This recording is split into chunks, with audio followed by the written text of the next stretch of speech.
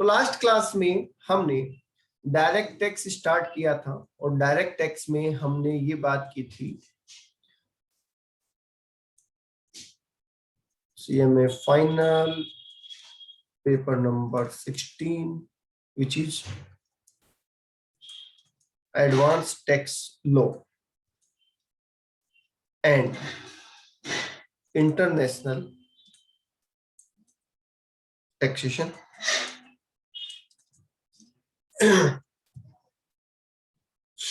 ठीक है, हमने ये कहा था कि इसका सिलेबस क्या क्या है वो आपने डिस्कस कर लिया था। साथ ही साथ हमने ये भी बात कर ली थी कि इंटर में हमने जितना भी पढ़ा है वो सारा हमें यहाँ पे आना चाहिए, क्योंकि इसमें असेसमेंट के क्वेश्चंस आते हैं और उनको करने के लिए इंटर वाला पोर्शन आपको डेफिनेटली आना चाहिए। यहाँ तक कि मैं आपको बताऊं, अभी जो एग्जाम हुआ था उसमें रेजिडेंशियल स्टेटस वाले चैप्टर में से अगर हम बात करें तो रेजिडेंशियल स्टेटस के चैप्टर में से 8 मार्क्स का क्वेश्चन आया था। रेजिडेंशियल स्टेटस के चैप्टर में से सीधा सीधा 8 मार्क्स का क्वेश्चन आया था। जो अपन ये छोड़ के चले जाते हैं कि इंटर वाला तो पढ़ा हुआ है हमें आता है, तो ऐसा अपने को ओवर कॉन्फिडेंट नहीं होना है, राइट।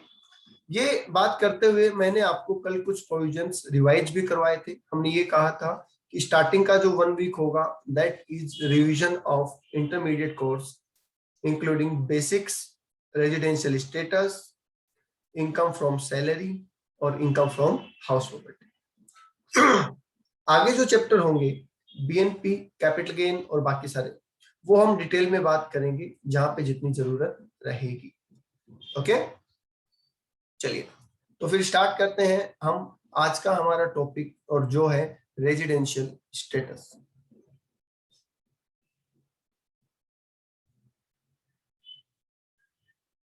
ठीक है, आपको अगर ये लगे, किसी बच्चे के माइंड में अगर ये थॉट आए कि सर मुझे तो ये चैप्टर पढ़ा हुआ है और मुझे तो ये चैप्टर बहुत अच्छे से आता है, तो व्हाई शुड आई रिवाइज। इसको रिवाइज कराने का अपना 2 पर्पज है। एक कि इतने टाइम में अगर आपकी कुछ प्रोविजन स्किप हो चुके हैं तो वो सारे लर्न हो जाएंगे, और साथ ही साथ जो अमेंडमेंट्स आए हैं वो सारे कवर हो जाएंगे। क्योंकि आपने जब पढ़ा था तो फाइनेंस एक्ट 2019 पढ़ा होगा, और अभी जो चल रहा है वो फाइनेंस एक्ट 2020 के हिसाब से क्वेश्चंस चल रहे हैं। ठीक है, इस रेजिडेंशियल स्टेटस में इस बार एक बड़ा ही कॉम्प्लिकेटेड चेंज किया गया है। ठीक है, और उसको समझना बेहद जरूरी है, उसको समझना बेहद जरूरी है। तो हम बात कर लेते हैं इसकी। चलिए, हम बात कर रहे हैं इंडिविजुअल के रेजिडेंशियल स्टेटस की। क्या आपको याद है इंडिविजुअल का रेजिडेंशियल स्टेटस हम कैसे निकालते थे, उसकी क्या कंडीशंस होती थी, याद है क्या? यस, याद है या नहीं है?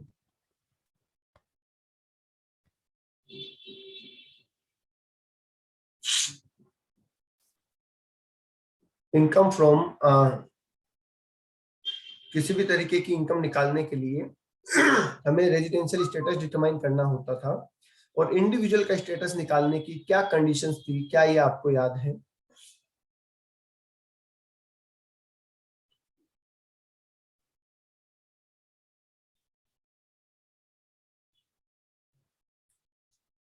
वेटिंग फॉर योर आंसर बेटा।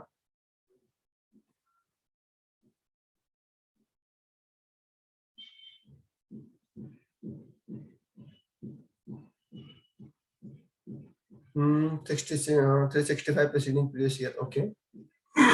Okay. और राहत, राहत नाम से कौन है हमारे साथ, आपको याद है?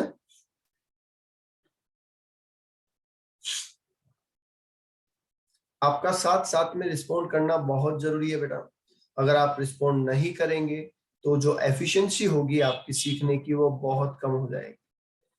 तो साथ साथ में सीखते रहें। Okay okay, Meenal.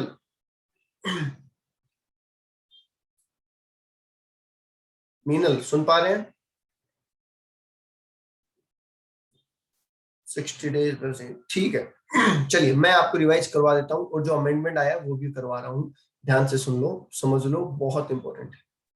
हमें यहाँ पे कहा गया कि सर पहले तो हमें एक बेसिक कंडीशन फुलफिल करनी है। ठीक है, और वो बेसिक कंडीशन क्या है, वो ये है साहब कि 182 डेज आपको क्या करना पड़ेगा, 182 डेज और more in India in previous year रहना पड़ेगा।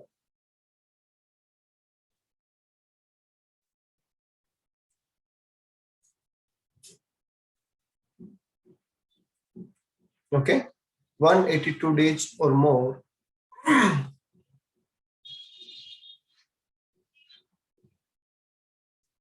ओके। प्लस इसके साथ एक ऑल्टरनेट था, आपने जो बताया वो ऑल्टरनेट है, राइट? क्या? 60 डेज और मोर इन प्रीवियस ईयर प्लस, ठीक है, ये हमारा और है।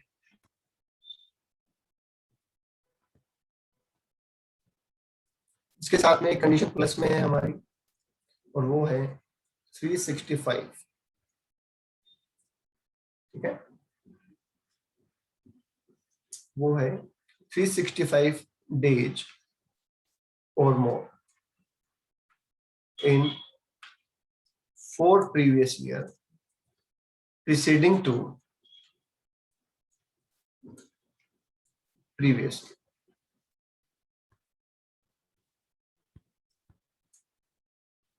बोलिए, याद आया?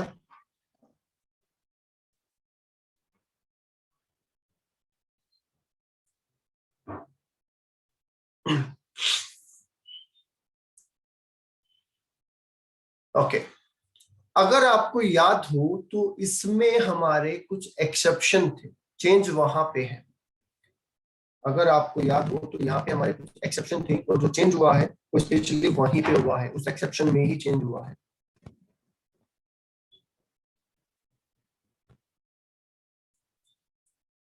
एम्प्लॉयमेंट पर्पज, ओके, और क्यों मेंबर, चलिए मैं बता देता हूं। हमने ये कहा था कि सर हमारी ये जो कंडीशन है ना 182 डेज और मोर, ये तो सबके लिए है, और जबकि 60 डेज प्लस मोर इन प्रीवियस ईयर और 365 डेज इन 4 प्रीसीडिंग ईयर, ये 3 लोगों पे एप्लीकेबल नहीं है, ऐसा हमने पढ़ा था। वो 3 लोग कौन है? वो 3 लोग कौन है? तो उसके लिए क्या बोला गया, वो 3 लोग में पहला है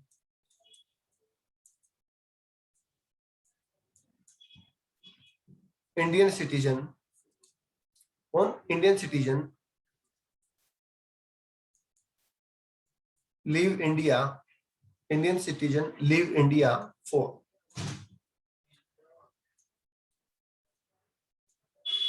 एम्प्लॉयमेंट पर्पज। याद है? यस, कि अगर इंडियन सिटीजन ने इंडिया छोड़ा है, क्यों? एम्प्लॉयमेंट के लिए, जॉब के लिए इंडिया से बाहर गया है, तो सर उस पर ये कंडीशन नहीं लगेगी। उस पर कौन सी कंडीशन लगेगी? उस पर तो यही लगेगी। दूसरी कंडीशन थी, अगर कोई इंडियन सिटीजन है वो इंडिया छोड़ के जाता है एज क्रू मेंबर, तो उस पर भी ये रूल नहीं लगेगा। तो ये तो जो पढ़े थे वही है सर, चेंज जो हुआ है वो यहाँ है इस कंडीशन में। अब ध्यान से सुन लेना, चेंज जो है वो यहाँ पे है, और बड़ा ही इंपॉर्टेंट चेंज। चेंज में ये बोला गया है कि ऐसा पर्सन जो इंडियन सिटीजन है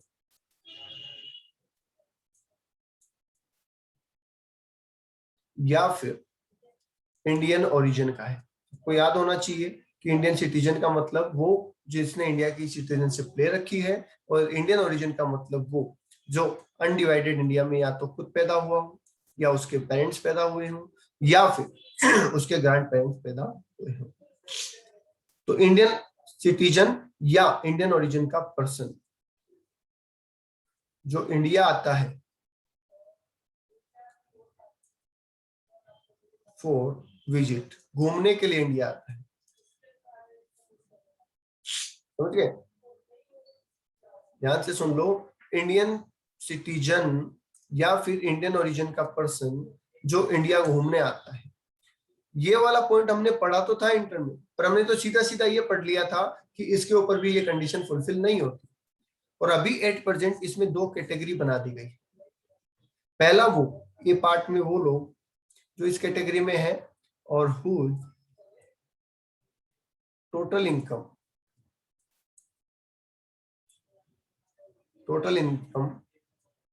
other than foreign source, whose total income other than foreign source is up to rupees 15 lakh. ध्यान से सुन लो इस पॉइंट को, बड़ा ही इंपॉर्टेंट पॉइंट है। ऐसा पर्सन जिसकी income other than foreign source, तो क्या मैं ये भी कह सकता हूं कि ये बात इंडियन इनकम की चल रही है? अदर देन फॉरेन सोर्स का मतलब इंडियन इनकम हो गई ना। तो ऐसा पर्सन जिसकी इंडियन इनकम 15 लाख तक है, जिसकी इंडियन इनकम 15 लाख तक है, ठीक है, वो तो अभी भी इसी कैटेगरी में है, मतलब उस पे तो ये वाला ऑप्शन नहीं लगेगा। समझ रहे हैं? उस पे भी ये ऑप्शन नहीं लगेगा, मतलब ये पर्सन और इसमें ये वाला पर्सन, इन तीनों पे ये वाली कंडीशन अप्लीकेबल नहीं होगी। इन्हें अगर रेजिडेंट होना है तो इन्हें ये फर्स्ट कंडीशन ही फुलफिल करनी पड़ेगी। बोलो, ये बात समझ में आ गई?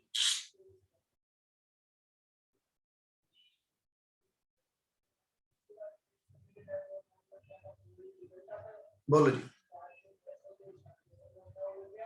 क्या यहां तक बात समझ में आ गई? क्योंकि अभी तक हमने सिर्फ इसको दो कैटेगरी में बांटा है, ठीक है, हमने वैसे कोई अमेंडमेंट नहीं पढ़ा है फिलहाल। हमने सिर्फ इस पर्सन को दो कैटेगरी में बांटा है, एक वो जिनकी इनकम इंडिया से जो इनकम है वो 15 लाख तक है, जो इस कैटेगरी में आते हैं, और एक वो पर्सन जिनकी इंडिया से इनकम 15 लाख से ज्यादा है, जो इस कैटेगरी में आते हैं। बोलो।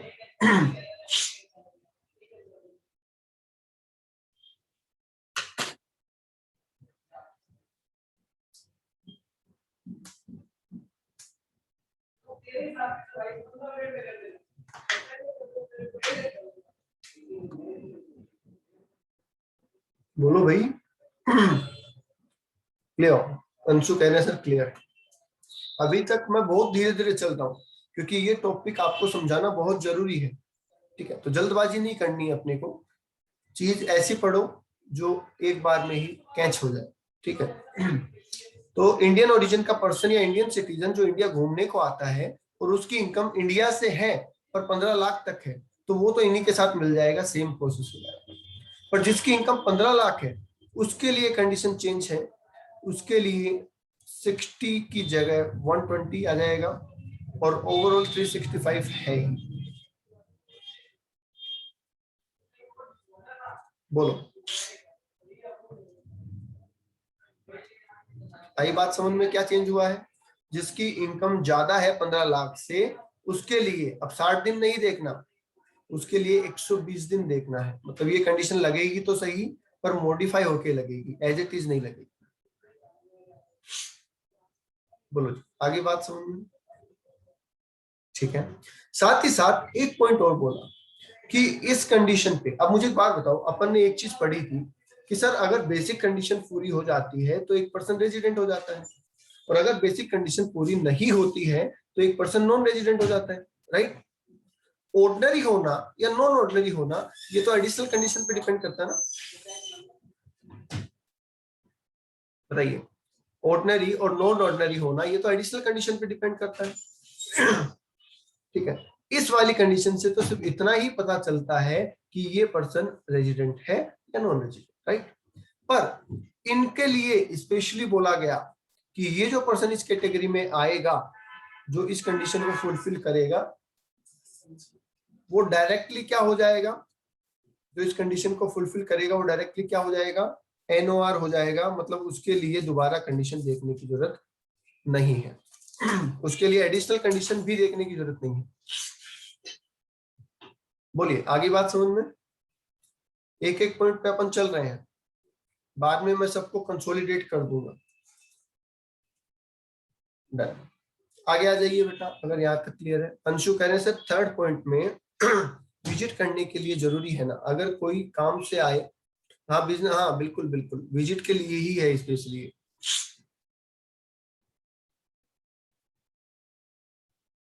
ठीक है, ओके। अब इसमें हमने बेसिक कंडीशन तो पढ़ ली थी, एडिशनल कंडीशन और रिवाइज कर लेते हैं। बताइए क्या एडिशनल कंडीशन थी? हमें बोला गया था कि सर 7 साल में 730 दिन इंडिया में रहना है, वो तो वैसी ही है एज इट इज जो जैसी पहले थी। और साथ ही साथ ये भी कहा गया कि 10 साल में आपको 2 बार रेजिडेंट होना है। ओके, तो 3 कंडीशन टोटल हमारे पास थी इंडिविजुअल के अंदर। पहली कंडीशन 182 डेज या मोर इंडिया में आपको रहना है, या फिर 60 डेज प्रीवियस ईयर में और 365 डेज पिछले 4 साल में आप इंडिया में रह सकते हैं। दोनों ही सिचुएशन में आपकी बेसिक कंडीशन पूरी हो जाती है। बट ये जो ऑप्शन है ये इन 3 लोगों के लिए, कौन कौन से 3 लोग हैं मैं बता देता हूं, ये और थर्ड का ए पार्ट, उन लोगों के लिए तो ये कंडीशन लगेगी ही नहीं, मतलब उनके लिए तो सिर्फ 182 डेज वाली ही कंडीशन लगेगी। और जो लोग 3 के बी पार्ट में आते हैं उनके लिए कंडीशन तो लगेगी, पर 60 की जगह 120 दिन होके लगेगी। बोलो बेटा, आगे बात समझ में?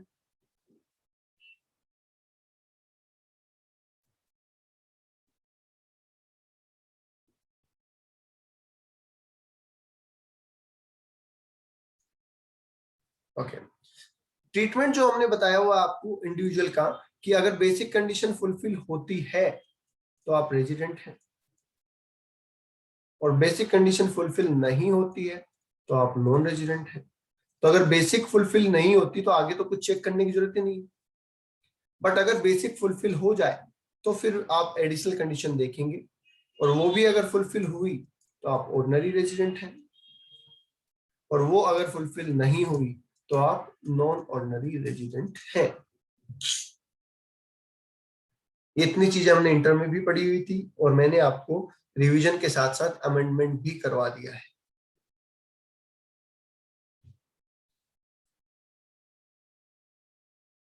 बोलो, क्लियर है?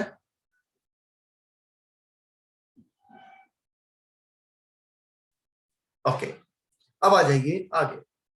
एक और अमेंडमेंट यहाँ पे डाला गया है, बहुत इंपॉर्टेंट।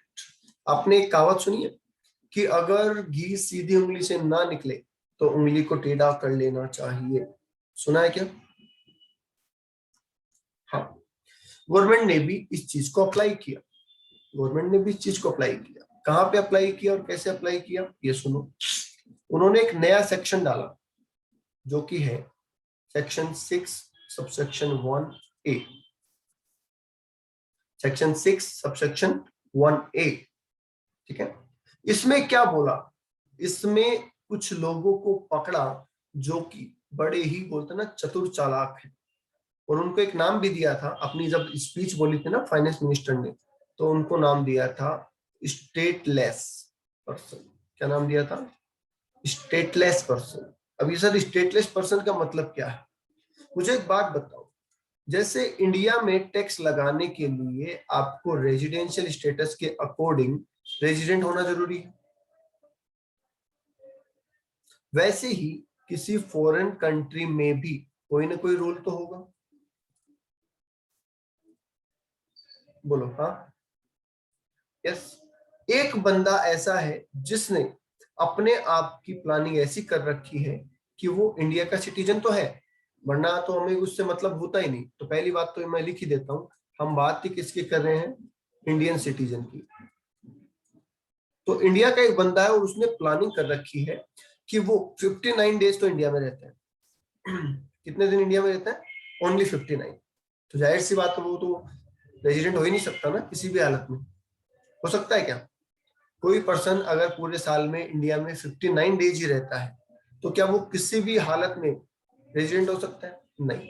तो वो इंडिया में तो 59 रहता है। अकॉर्डिंगली फॉरेन कंट्री में, 2-3 कंट्री में भी वो इसी तरीके से मैनेज कर लेता है कि वो चारों तरफ से इनकम कमा रहा है, वो चारों तरफ से इनकम कमा रहा है, पर कहीं पे भी टैक्सेबल नहीं हो रहा, कहीं पे भी टैक्सेबल नहीं हो रहा। ठीक है, तो इस बार गवर्नमेंट ने उनको पकड़ लिया और क्या बोला कि अगर आप इंडियन सिटीजन हैं, ठीक है, और आप not a resident as per section 6(1), जो अभी ऊपर हम पढ़ के आए ना कि आप रेजिडेंट नहीं है ऊपर वाली कंडीशन के हिसाब से, इंडियन सिटीजन तो है पर ऊपर वाली कंडीशन के हिसाब से रेजिडेंट नहीं है, ठीक है। तो हम आपके ऊपर एक कंडीशन लगा रहे हैं और साथ ही साथ आप पे कोई टैक्स भी नहीं लग रहा, not taxable in any country, not taxable in any country, जो किसी कंट्री में टैक्सेबल भी नहीं है। तो एक बार ध्यान से सुनो मेरी बात दोबारा, कि आप एक इंडियन सिटीजन हैं पर ऊपर वाली कंडीशन को आपने मैनेज कर लिया, तो अकॉर्डिंग टू दैट आप रेजिडेंट नहीं है। जब आप रेजिडेंट नहीं है तो क्या उस इनकम पे टैक्स देना है आपको जो आपने कमाई है? क्या इंडिया में टैक्स देना है? नहीं देना। तो ये बोला कि अगर आपको पूरे वर्ल्ड में भी कहीं पे टैक्स नहीं देना पड़ रहा तो फिर आपको इंडिया में टैक्स देना पड़ेगा। मतलब you are deemed to be resident. क्या मान लिया जाएगा आपको? रेजिडेंट। और वो भी कौन सा वाला रेजिडेंट? एनओआर, ऑर्डिनरी नहीं, नॉन ऑर्डिनरी रेजिडेंट मान लिया जाएगा। बोलो समझ में आते हैं? उंगली टेढ़ी करना। भैया आप इंडिया के सिटीजन हो, ठीक है, आप इनकम कमा रहे हैं, आप इनकम कमा रहे हैं, ठीक है, और आप किसी भी कंट्री में टैक्सेबल ही नहीं है, आप किसी भी कंट्री में भी टैक्सेबल नहीं है, इसका मतलब आपका तो कहीं टैक्स नहीं लग रहा। तो हम आप पे डीम टू बी रेजिडेंट होने का प्रोविजन लगा रहे हैं, ठीक है। अगर एक कंट्री में दे रहा है टैक्स तो 6 to, हाँ बिल्कुल बिल्कुल, अगर किसी भी कंट्री में वो टैक्स दे रहा है तो फिर वो हम इंडिया में उसको टैक्सेबल नहीं करेंगे, ठीक है। किसी भी कंट्री में वो टैक्स दे रहा है तो इंडिया में हम उसको टैक्सेबल नहीं करेंगे, ठीक है। अच्छा, यहाँ पे आपने एक बात अगर गौर की तो बहुत काम की चीज आई है, और वो है ये, इसको नॉन ऑर्डिनरी रेजिडेंट क्यों बनाया गया ये बताओ आप, लॉजिकली सोच के बताओ, इसको नॉन ऑर्डिनरी रेजिडेंट क्यों बनाया गया? ध्यान से सुनो। आपको याद है जब आपने इंटर में ये चैप्टर पढ़ा होगा तो एक टेबल बनाई होगी, ओआर, एनओआर और एनआर बनाई थी क्या? बोलिए, ऐसी एक टेबल बनाई थी क्या? Yes sir. इसमें हमने लिखा था कि जो इनकम हमने इंडिया में अर्न की है उस पे सबको टैक्स देना है, चाहे हम कोई भी हो। तो इस बंदे ने इंडिया में अगर कोई इनकम कमाई है तो क्या उसके लिए हमें डीम्ड रेजिडेंट बनाने की जरूरत है? वो तो नॉन रेजिडेंट होने पे भी टैक्स लग ही सकता था। बोलो हाँ या ना।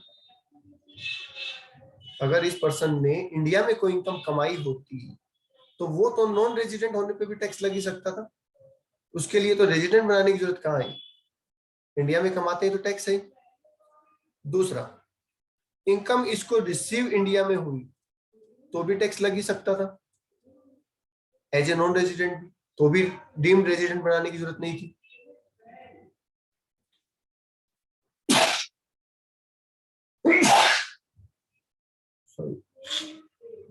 तीसरा पॉइंट आता है कि आउटसाइड इंडिया है सब कुछ, कमाया भी बाहर है, मिला भी बाहर है, रिसीव भी आउटसाइड इंडिया है, प्लस अराइज भी आउटसाइड इंडिया है। इसमें अगर आपको याद हो तो हमने 2 पॉइंट बनाए थे, बिजनेस कंट्रोल फ्रॉम इंडिया। बोलो यस और नो। और ये हमने कहा था कि ये ऑर्डिनरी और नॉन ऑर्डिनरी के लिए टैक्सेबल है, नॉन रेजिडेंट के लिए टैक्सेबल नहीं है।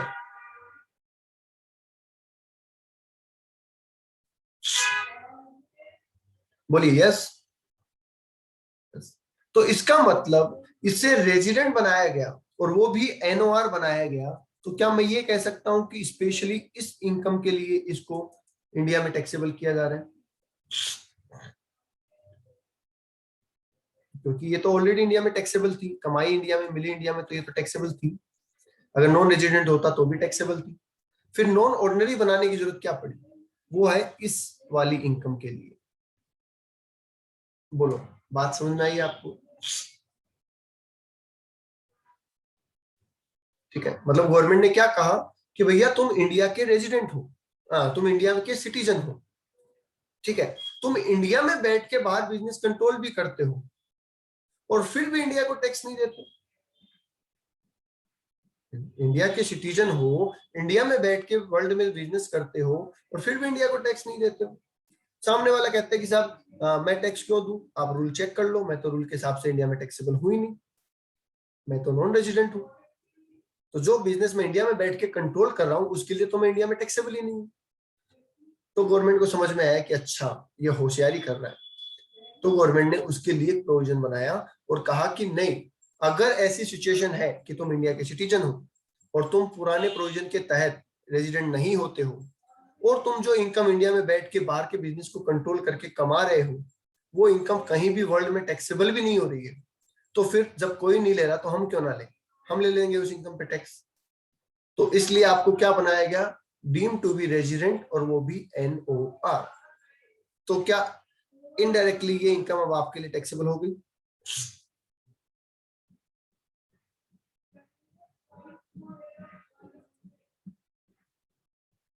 बस बता दो एक बार, क्या ये क्लियर है, ये भी अमेंडमेंट है इस बार का।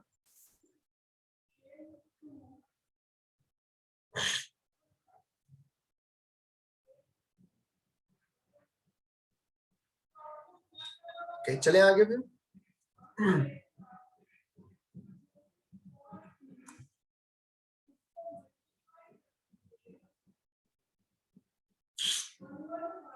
तो इसका मतलब इंडिविजुअल का रेजिडेंशियल स्टेटस अब आपको आ गया। आई होप इसमें आपके कोई डाउट नहीं है तो बोल दो।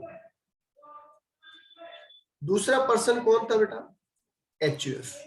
HUF के स्टेटस में कोई चेंज नहीं है, HUF का स्टेटस सेम है, तो सेम है तो हमें इसमें ज्यादा टाइम देने की जरूरत नहीं है।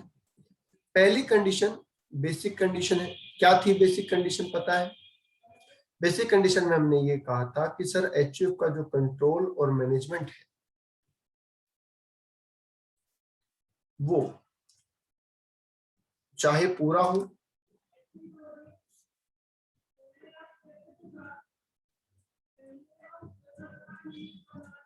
या पार्टली हो, इंडिया में होना चाहिए। ठीक है, कि साहब कंट्रोल एंड मैनेजमेंट जो है HUF का वो चाहे पूरा हो या चाहे कुछ हिस्सा इंडिया में होना चाहिए। ठीक है, दूसरी कंडीशन क्या थी जिसको हम एडिशनल कंडीशन कहते हैं कि 7 साल में 730 दिन, 7 साल में 730 दिन आपको इंडिया में रहना है, प्लस 10 साल में 2 बार रेजिडेंट होना है। ठीक है, और ये दोनों कंडीशन किसको पूरी करनी है, कर्ता को करनी है, क्योंकि घर में तो बहुत सारे मेंबर होते हैं। अगर हमें कह दिया जाए रहना है तो किसको रहना है, तो ये दोनों कंडीशन किसको पूरी करनी होती थी, कर्ता को। कर्ता 7 साल में 730 दिन इंडिया में होना चाहिए और कर्ता पिछले 10 साल में 2 बार रेजिडेंट होना चाहिए। ठीक है, सेम कंसेप्ट था, तो मतलब एक कंडीशन तो डाली HUF के मैनेजमेंट पे और 2 कंडीशन डाली कर्ता के ऊपर। अगर आपकी ये कंडीशन फुलफिल हो जाती है तो आप बन जाते हो रेजिडेंट, और अगर आपकी ये कंडीशन फुलफिल नहीं होती है तो आप बन जाते हो नॉन रेजिडेंट। ओके, अगर कर्ता ये दोनों कंडीशन भी फुलफिल कर देता है तब तो बन जाते हैं आप, या आपकी HUF क्या बन जाती है, ऑर्डिनरी रेजिडेंट, और नहीं करते तो आपकी HUF क्या बन जाती है, नॉन ऑर्डिनरी रेजिडेंट। क्लियर है। मैं एक बात यहाँ पे क्लियर कर दूं, HUF का स्टेटस अलग होता है, मेंबर का इंडिविजुअल कैपेसिटी में स्टेटस अलग होता है। ठीक है, तो दोनों का सेपरेट कैलकुलेशन होगा, दोनों का एक दूसरे से कोई इफेक्ट नहीं आएगा। ठीक है, कंडीशंस है तो बात अलग है। और ऑर्डिनरी और नॉन ऑर्डिनरी का कंसेप्ट तभी तक काम आता है जब तक किसी पर्सन के रहने की बात, जैसे ही किसी पर्सन के रहने की बात खत्म हो जाती है ऑर्डिनरी और नॉन ऑर्डिनरी का कंसेप्ट भी खत्म हो जाता है। ओके, बोलो क्लियर है बेटा।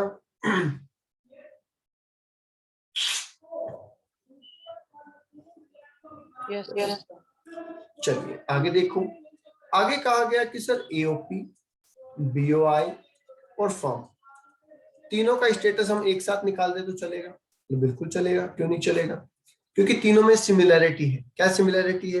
कि तीनों में ही दो या दो से ज्यादा मेंबर होते हैं और तीनों में ही कभी भी आप एंट्री और एग्जिट कर सकते हैं। कभी भी नया पार्टनर एडमिट कर लो, कभी भी नए पार्टनर को रिटायर कर दो। इसमें भी मेंबर एडमिट और रिटायर हो सकते हैं। तो इसका मतलब इन चीजों के अंदर हम किसी पर्टिकुलर पर्सन की काउंटिंग नहीं करेंगे, हम सीधी बात करेंगे मैनेजमेंट की। ठीक है, तो क्या बोला गया यहाँ पे कंडीशन कि जो कंट्रोल एंड मैनेजमेंट है वो या तो होगा इंडिया में होली और पार्टली, और या फिर होगा, ठीक है, या फिर होगा आउटसाइड इंडिया पूरा का पूरा। आज थोड़ा सा पेन मेरा सही चल नहीं रहा है, ठीक, कल की क्लास में ठीक हो जाएगा। ठीक है, ओके। तो अगर आपकी एओपी, बीओआई या फॉर्म इंडिया से कंट्रोल होती है तो वो रेजिडेंट है, और पूरी ही इंडिया के बाहर कंट्रोल होती है तो वो नॉन रेजिडेंट है। ठीक है, इसका मतलब इसमें ऑर्डिनरी और नॉन ऑर्डिनरी का कंसेप्ट होता ही नहीं है, क्योंकि हम किसी के डेज काउंट कर ही नहीं रहे। बोलो आगे बात समझ में? ये चीजें मैं फास्ट फॉरवर्ड ले रहा हूं क्योंकि आपने इंटर में पढ़ी हुई है बेटा। ठीक है, जो चीज मुझे लगता होगा कि ये अमेंडमेंट है या फिर ये डिटेल में डिस्कशन होनी चाहिए, उस पर मैं डेफिनेटली डिस्कशन करूंगा। और अगर आपको लगता है कि कोई टॉपिक आपको और ज्यादा समझना है तो वो आप मुझे बोल सकते हैं, अपन उसके बारे में भी और डिस्कशन कर लेंगे। ठीक है, चलिए नेक्स्ट बात आ जाती है कंपनी की। कंपनी का जब हम रेजिडेंशियल स्टेटस निकालते हैं तो कंपनी के रेजिडेंशियल स्टेटस में हमें दो चीजें निकालनी है। पहले हम कंपनी को डोमेस्टिक कंपनी या फिर इंडियन कंपनी में डिवाइड करते हैं, चीज एक ही है। अगर इंडियन कंपनी है या डोमेस्टिक कंपनी है तो इसका स्टेटस ऑलवेज क्या रहेगा? रेजिडेंट रहेगा। इसका स्टेटस हमेशा रेजिडेंट रहेगा, चेंज ही नहीं होगा। बट अगर फॉरेन कंपनी है तो प्राइम फेशियल तो फॉरेन कंपनी क्या होती है? Non resident. पर हम देखेंगे प्लेस ऑफ इफेक्टिव मैनेजमेंट कि उस कंपनी का इफेक्टिव मैनेजमेंट कहाँ है। अगर इफेक्टिव मैनेजमेंट बेटा इंडिया में है तो वो कंपनी क्या बन जाएगी? रेजिडेंट। और आउटसाइड इंडिया है तो कंपनी बन जाएगी नॉन रेजिडेंट। बोलिए यहां तक बात समझ में आती है आपके? कोई डाउट, कोई प्रॉब्लम हो तो बताओ।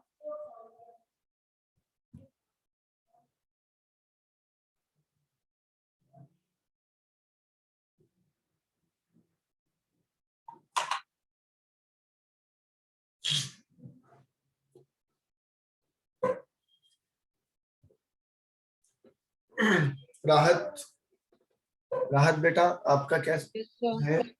ओके चलिए फिर आगे देख लेते हैं। ये मैं फिर कह दूं, अपन इन चीजों को फास्ट फॉरवर्ड इसलिए कर रहे हैं क्योंकि ये आपके इंटरमीडिएट में पड़ी हुई है। ठीक है, और इतनी ज्यादा इंपॉर्टेंट भी नहीं है, पर जो अमेंडमेंट है और एक बार इनका रिवीजन हमारे लिए जरूरी है, दैट्स व्हाई हम कर रहे हैं।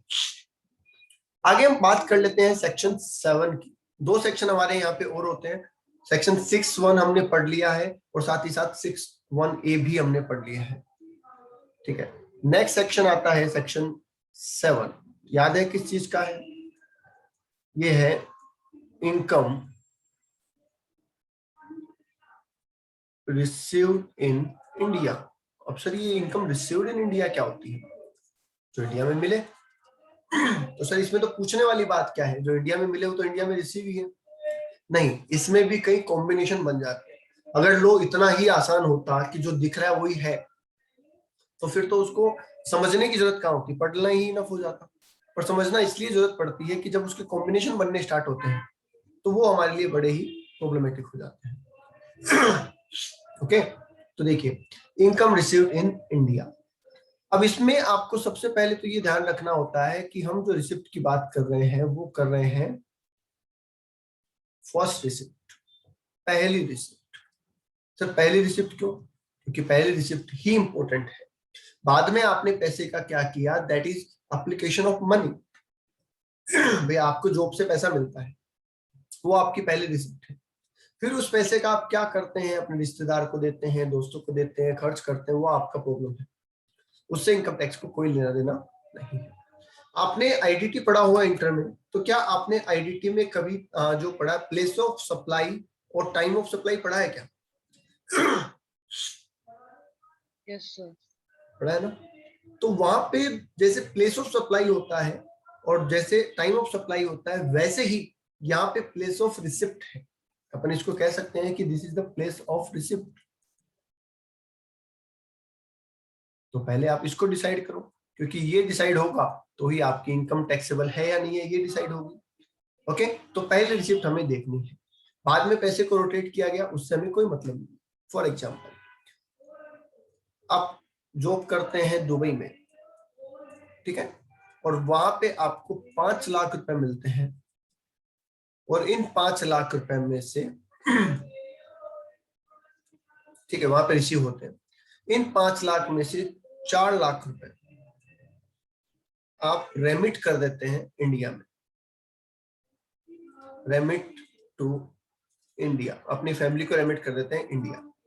तो अगर इस केस में आपसे कोई पूछे कि sir what is the place of receipt, receipt का प्लेस क्या है, तो आप क्या कहेंगे, दुबई या इंडिया? दुबई है बिल्कुल, क्योंकि सर पहली बार तो दुबई मिला ना, बाद में कहाँ भेजा उससे हमें क्या मतलब। ठीक है, दूसरा एग्जांपल ले लेते हैं कि सर आप दुबई में जॉब करते हैं, ठीक है, 5 लाख रुपए आपको वहां पे मिलने थे, और आपने अपने बॉस से कहा कि सर 1 लाख रुपए तो मुझे दे दो। ठीक है, 4 लाख रुपए डिपॉजिट कर दो मेरे दिल्ली के अकाउंट में, दिल्ली में मेरा एक अकाउंट है, उस अकाउंट में डिपॉजिट कर दो। उन्होंने कहा ठीक है, तो 1 लाख रुपए आपको दिए और 4 लाख रुपए उन्होंने आपके दिल्ली के अकाउंट में डिपॉजिट कर दिए। ये पैसा भी आपका इंडिया पहुंच गया फैमिली के पास। पर सवाल है कि इस केस में प्लेस ऑफ रिसिप्ट क्या है, कहां पे मिला है पैसा?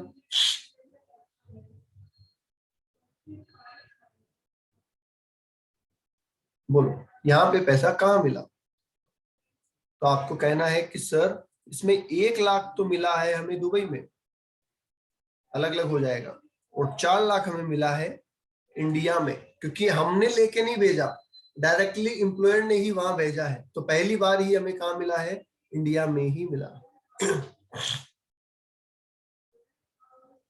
ओके, तो ये डिपेंड करेगा कि डायरेक्टली पैसा आपको इंडिया में मिला है या इंडिया के बाहर मिला है। बाद में आपने उसका जो भी मूवमेंट किया हो वो रिलेवेंट नहीं है। Is that clear? Yes, sir. अब एक सवाल आता है कि सर इनकम टैक्स वालों ने सीधा सीधा सिस्टम लगा रखा है क्या, कि जहां पे हमारी बात चली वहां तो चली, और जहां नहीं चली वहां पे मनमानी करेंगे। ठीक है, और मनमानी को हम कहते हैं डीमिंग सेक्शन। ठीक है, तो यहाँ पे भी एक पॉइंट लगाया गया, deem to be received in India, कि भैया जहां पे बात नहीं चली वहां पे हम डीम टू बी रिसीव्ड भी बोल सकते हैं। हमने कहा सर कैसे? तो बोला भाई 50,000 आपकी सैलरी है, ठीक है, 5,000 रुपए इसमें कट जाएगा पीएफ का और टीडीएस का मान लो, तो इन हैंड तुमको मिलेगा 45,000। अगर अपन ये कहें कि साहब आपने जो मिला उसी पे टैक्स देना है, तब तो आप बोलोगे मुझे तो 45 मिला है, मैं तो 45 पे टैक्स दूंगा। ठीक है, तो ये 5,000 रुपए जो आपको मिले नहीं, पर इनडायरेक्टली आपके किसी न किसी अकाउंट में चले गए, या तो पीएफ अकाउंट में चले गए या इनकम टैक्स के अकाउंट में चले गए। तो अल्टीमेटली तो ये पैसा आपको मिल ही गया, तो इससे क्या नाम दिया गया, deemed to be received in India, कि हम मान रहे हैं ये पैसा आपको मिल गया है। तो इसलिए आपको ये सोचने की बिल्कुल जरूरत नहीं है कि ये 5,000 मुझे नहीं मिला तो मैं टैक्स ना दूं। समझ गए? तो 45 actual receipt, 5,000 deemed to be received, तो फाइनली आपको 50,000 मिल गए हैं। बोलो, क्लियर है? आगे देख लेते हैं हम, एक लास्ट सेक्शन बचा है हमारा, और इस सेक्शन में भी 2019 में एक अमेंडमेंट हुआ था, मे भी आपने पढ़ा हो या नहीं पढ़ा हो, तो हम बात कर लेते हैं। सेक्शन 9, सबसे पहले हम पढ़ रहे हैं सेक्शन 9।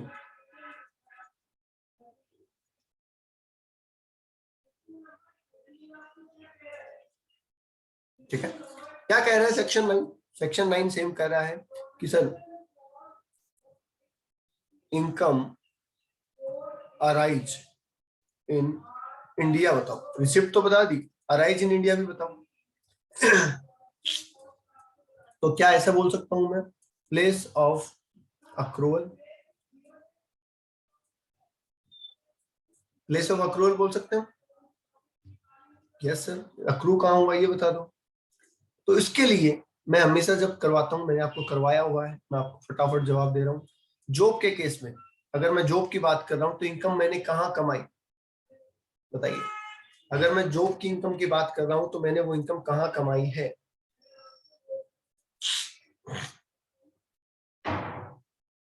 बोलिए। अगर मैं जॉब कर रहा हूं, मान लीजिए दिल्ली में जॉब कर रहा हूं, तो मैंने इनकम कहाँ कमाई?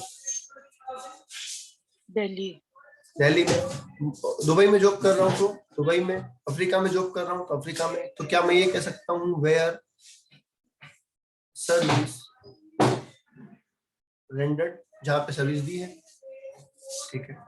अगर मैंने रेंटल इनकम कमाई है, जैसा हम हाउस प्रॉपर्टी में पढ़ते हैं, ठीक है, तो वो इनकम कहाँ होगी? फॉर एग्जाम्पल, मैं एक एग्जाम्पल दे देता हूँ इसमें,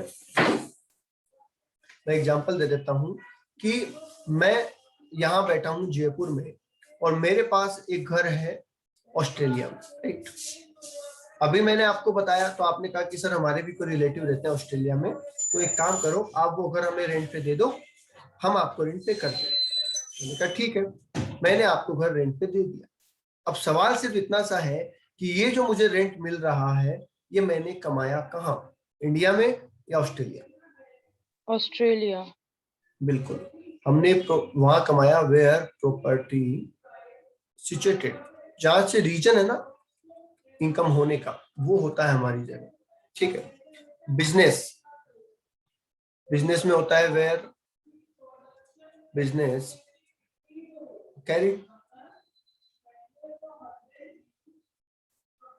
सही है। प्रोफेशन, प्रोफेशन और बिजनेस में हल्का सा फर्क है। प्रोफेशन में होता है वेयर सर्विस प्रोवाइडेड,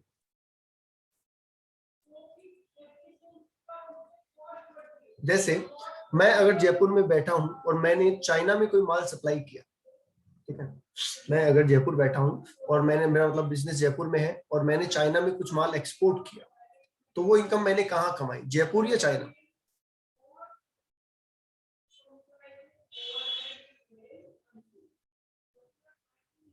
तो जयपुर में मेरा बिजनेस सेटअप है और मैंने चाइना माल भेजा, एक्सपोर्ट किया, तो वो इनकम मैंने कहाँ कमाई, जयपुर या चाइना?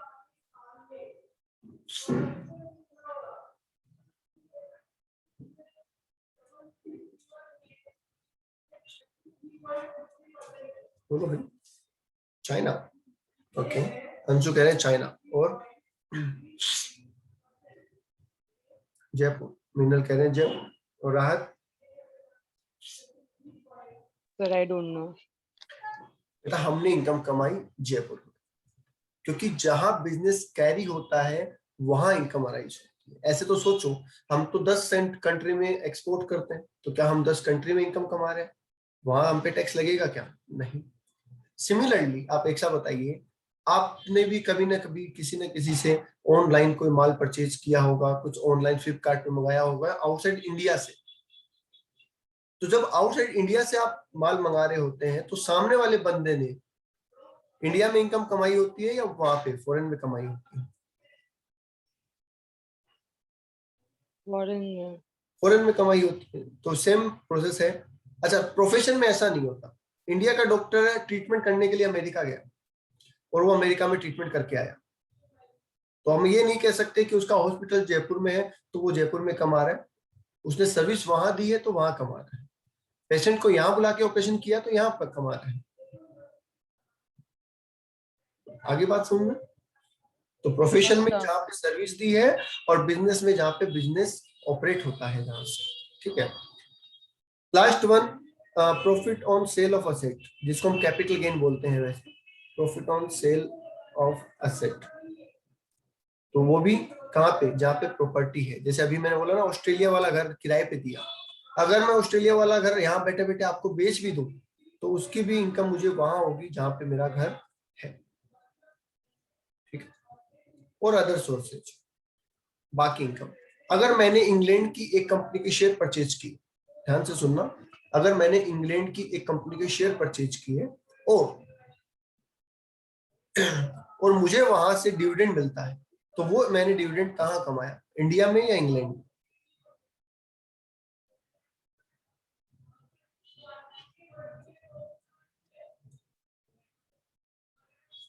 बोलिए। मैंने इंग्लैंड की एक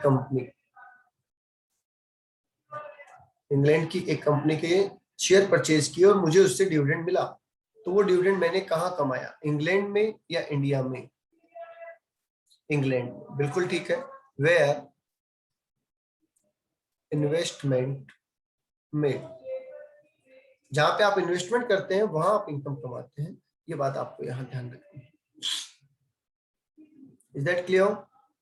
ये चीजें बहुत काम की चीजें हैं, क्योंकि जब आप वो टेबल बनाएंगे ना, कमाया कहाँ मिला कहाँ, कमाया कहाँ मिला कहाँ, एट दैट टाइम ये टेबल आपके बहुत काम, ये चीजें बहुत काम आएगी आपके।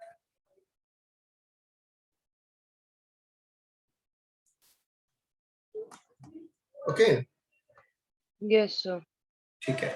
अब इसी चीज में एक पॉइंट वो भी डाला गया, मनमानी वाला, मतलब income deemed to be arise in India. Income deemed to be arise in India, इसका मतलब क्या है? मान लीजिए गवर्नमेंट एम्प्लॉय है, मतलब गवर्नमेंट की वैकेंसी आई, आपने अप्लाई कर दिया गवर्नमेंट वैकेंसी के लिए और आपका वहां पे सिलेक्शन भी हो गया। ठीक है। गवर्नमेंट ने आपको कहा कि सिलेक्शन तो हमने आपका कर लिया है, बट पोस्टिंग आपकी यहाँ नहीं होगी, पोस्टिंग आपकी साउथ अफ्रीका में होगी, और आपको साउथ अफ्रीका भेज दिया। ठीक है। तो अकॉर्डिंग टू दिस रूल आपने इनकम कहाँ कमाई, इंडिया में या साउथ अफ्रीका में? India. इंडिया में। इंडियन गवर्नमेंट ने आपका सिलेक्शन किया, इंडियन गवर्नमेंट ने आपका सिलेक्शन किया और आपको साउथ अफ्रीका में पोस्टिंग दे दी। तो इस रूल के हिसाब से, ये रूल कहता है वेयर सर्विस रेंडर्ड, सर्विस कहाँ दे रहे हो, इंडिया में? नहीं, अफ्रीका में. अफ्रीका में दे रहे हो ना? Okay. ठीक है, अफ्रीका में दे रहे हैं बेटा। तो इस रूल के हिसाब से तो अफ्रीका होता है, क्योंकि वेयर सर्विस रेंडर, तो सर्विस जहां दी वहां, तो अफ्रीका में दी। पर क्योंकि रीजन गवर्नमेंट है इंडिया की, या इंडिया से उसका रीजन है, तो इसे डीम्ड टू मी में लेना पड़ेगा, डीम्ड टू बी अराइज। कि सर वैसे तो बेसिक रूल तो अफ्रीका बताता है, पर हमें अफ्रीका नहीं लेना है क्योंकि ये डीम्ड टू बी वाले सेक्शन में कवर है। अब सीधे इंडिया बोलोगे तो फिर डीमिंग सेक्शन तो बेकार हो जाएगा। बोलिए, आई बात समझ में? Yes, sir. ओके। चलिए आज का लास्ट एक पॉइंट देख लेते हैं अपन। लास्ट पॉइंट क्या कह रहा है? लास्ट ईयर एक चेंज किया गया था, सेक्शन, नया सेक्शन डाला गया था, सेक्शन 9 सबसेक्शन 1 क्लोज 8। पढ़ा आपने किसी ने? नहीं। क्या बोला गया इसमें, ये सुनो। इसमें ये बोला गया कि सर एक नॉन रेजिडेंट है या एक फॉरेन कंपनी है, ठीक है, एक नॉन रेजिडेंट है या फिर एक फॉरेन कंपनी है, इस नॉन रेजिडेंट या फॉरेन कंपनी को एक रेजिडेंट पर्सन से गिफ्ट मिलता है, एक रेजिडेंट पर्सन से क्या मिलता है, गिफ्ट मिलता है। ध्यान से सुनना, रेजिडेंट पर्सन देने वाला, नॉन रेजिडेंट या फॉरेन कंपनी लेने वाली, और मोड है गिफ्ट, जो कि 56 to 10 सेक्शन में कवर होता है। ठीक है, गिफ्ट दिया गया इंडिया के बाहर, मतलब इन्होंने इंडिया के बाहर पैसा भेज दिया। तो बताइए इनकम अराइज कहां हुई? बाहर हुई। इनकम अराइज कहां हुई? इंडिया से बाहर हुई। इनकम रिसीव कहां हुई? इंडिया से बाहर हुई। बोलिए। यस, अराइज भी और रिसीव भी इंडिया से बाहर हुई, और सामने वाला नॉन रेजिडेंट भी है। तो क्या इस बंदे पे टैक्स लगेगा या नहीं, ये बताओ। अगर आप एक रेजिडेंट है और आप किसी नॉन रेजिडेंट को या किसी फॉरेन कंपनी को गिफ्ट दे देते हैं, तो क्या उस पे इंडिया में टैक्स लगेगा या नहीं?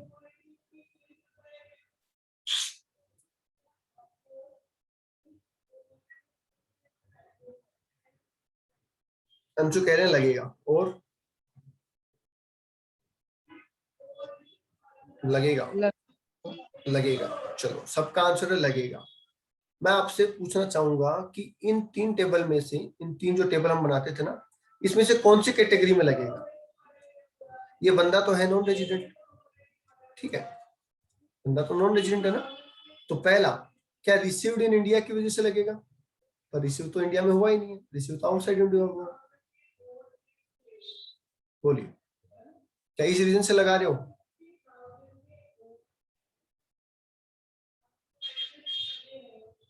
क्या इंडिया में मिला है? नहीं मिला। तो क्या इस वजह से टैक्स लग सकता है? नहीं। अराइज कहाँ हुआ है?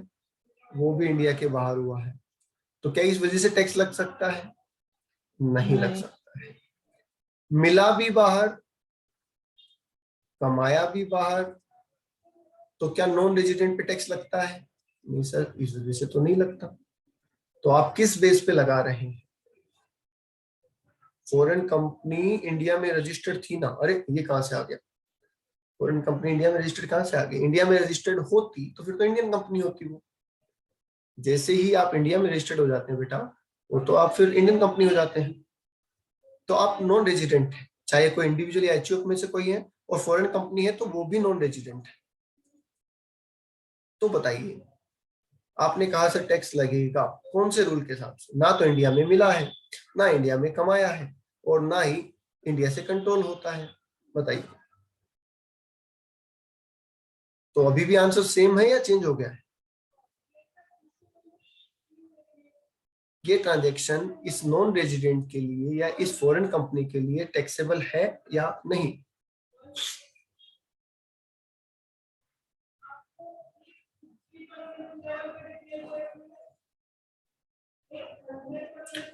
बोलिए भाई, आराम से समझ लीजिए। हमारी टेबल कहती है इंडिया में मिला तो टैक्स देना है, इंडिया में कमाया तो टैक्स देना है। ठीक है, इंडिया में मिला और कमाया दोनों में से एक भी हुआ तो टैक्स देना है, पर दोनों ही काम बाहर हुए तो नॉन रेजिडेंट को तो टैक्स नहीं देना है। और इस केस में दोनों ही काम बाहर हो रहे हैं, कमा भी इंडिया से बाहर रहे हैं, मिल भी इंडिया से बाहर रहा है। तो बताइए टैक्सेबल है या नहीं?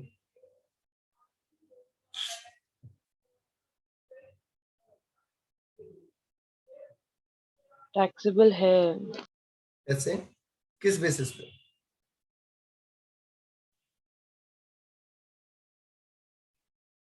अपन कह रहे हैं बेटा टैक्सेबल है, तो कोई तो बेसिस होगा, क्योंकि अपने पास तो तीन ही तरीके होते हैं, है ना। ओआर, एनओआर, ऐसे ही होता है ना, और एनआर। हम कहते हैं इसको तो टैक्स देना है सब कंडीशन में, इसको टैक्स देना है, कमाया तो इंडिया में कंट्रोल है तो, अदरवाइज नहीं देना है। और इसको तभी देना है जब इंडिया में कमाया हो, इंडिया में मिला हो, बस इसके अलावा तो इसे टैक्स देना ही नहीं। इस सिचुएशन में इस नॉन रेजिडेंट को गिफ्ट मिला इंडिया से बाहर, ठीक है, इसने गिफ्ट कमाया इंडिया से बाहर, तो फिर ये टैक्सेबल कैसे हुआ, कौन सी सिचुएशन में हुआ?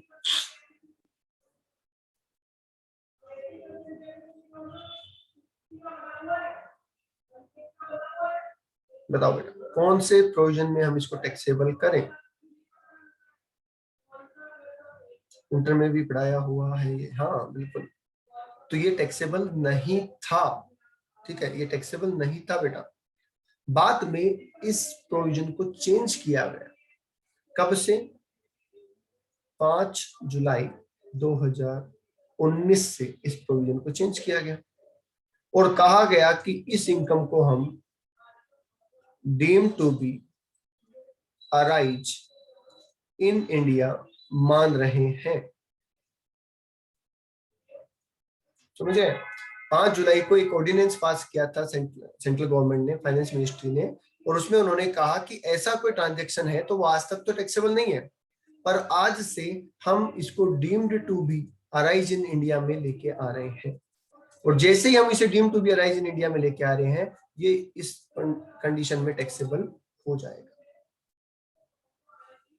ठीक है, तो हो सकता है कि आपने इंटर में ये पढ़ा हो कि ऐसा ट्रांजैक्शन टैक्सेबल होता है, पर ये नहीं आपको ध्यान होगा कि ये ट्रांजैक्शन इस डेट से टैक्सेबल किया गया था और इस रीजन से टैक्सेबल किया गया था।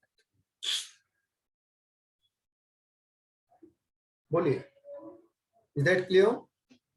रीजन ये था कि आप इंडिया से पैसा बाहर लेके जा रहे हैं। गवर्नमेंट ने कहा कि आप इंडिया से पैसा बाहर लेके जा रहे हैं, जबकि इंडिया को कोई टैक्स ही नहीं मिल रहा। मतलब एक विदेशी पर्सन इंडिया से इनकम लेके जा रहा है पर उसको इंडिया में टैक्स ही नहीं देना पड़ रहा। तो बोला ऐसा कैसे हो सकता है? तो इसलिए उसको इंडिया में टैक्सेबल किया गया।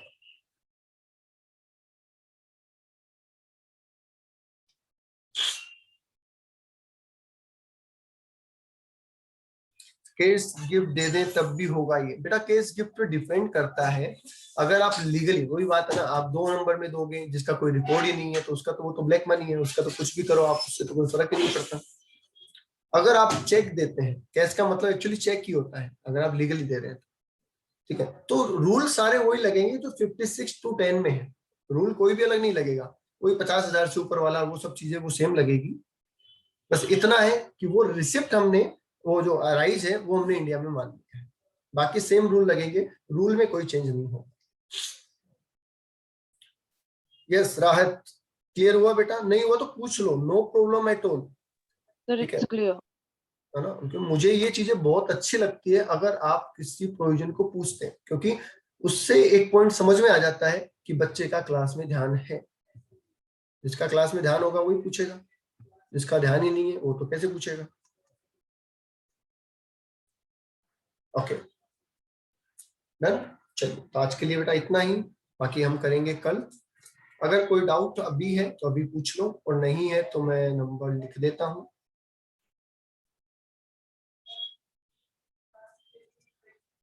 No doubt. ओके बेटा, नंबर लिख लो 9509353697 9509353697। चलिए आज के लिए इतना ही, थैंक यू।